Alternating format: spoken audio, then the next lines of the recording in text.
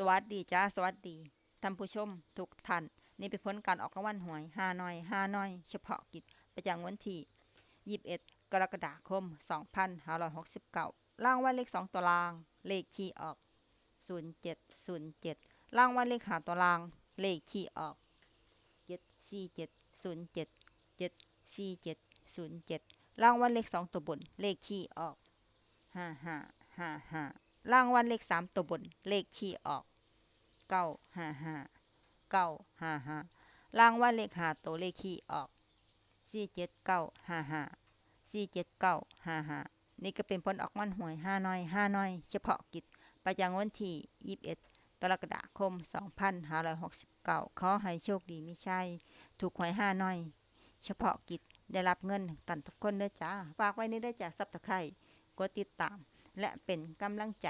ขอขอบคุณทุกท่านที่เข้ามารับชมและรับฟังแล้วมาพบกันใหม่ในผลการออกหวยฮานอยในเวลา 17:30 นาทีในฮานอยพิเศษสำหรับครั้งนี้ขอบคุณและสวัสดีจ้า